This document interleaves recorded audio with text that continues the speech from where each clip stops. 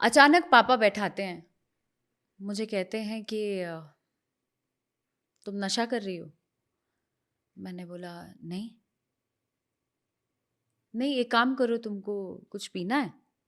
तुमको कुछ नशा वशा करना है, दारू पीना है, तुमको नींद की दवा लेनी है, तुमको क्या करना है वो मेरे साथ बैठ के करो।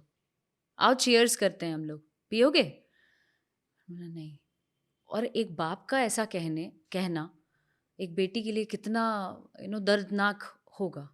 पापा ऐसे कह रहे थे जिसको मैंने बचपन से कभी नहीं सुना कि मैं पापा के साथ चीयर्स करूं बैठ के, या नशा नशा की बात पापा कैसे कर रहे हैं जिस बात से मैं डरती थी।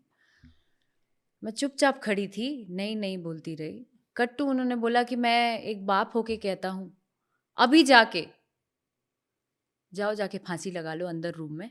मैं बाहर हॉल में हूँ, या तो फांसी लगा लो अभी के अभी। मैं संतोष कर लूँगा कि मेरा जो औलाद था इतना कमज़ोर और बेकार था कि वो मर गया।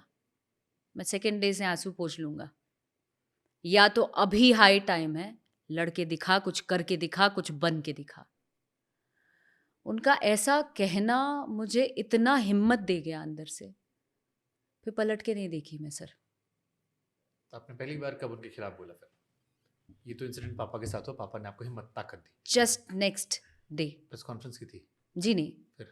मेरा काम रोकना शुरू हो गया ओके। इंटरनली। मैं गाना गाने लगी, मेरे सारे काम बंद हो गए। फ़िल्म तो मैंने खुद ही छोड़ दिया था।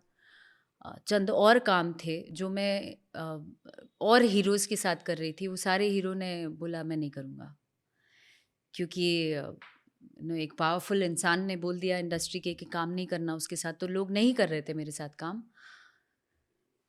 हीरोइन्स भी मेरे लिए मेरे खिलाफ बोलने लगी। प्रोड्यूसर्स चंद जो मेरे फेवर में भी थे वो लोग भी डर से नहीं कर रहे थे, क्योंकि उन ऑफ कोर्स कोई भी अपने सर पे क्यों लेगा, जो ऑलरेडी काम कर रहा है वो क्यों अपने ऊपर कुछ भी लेगा कि यार इसकी वजह से मैं इससे पंगा ले लूँ।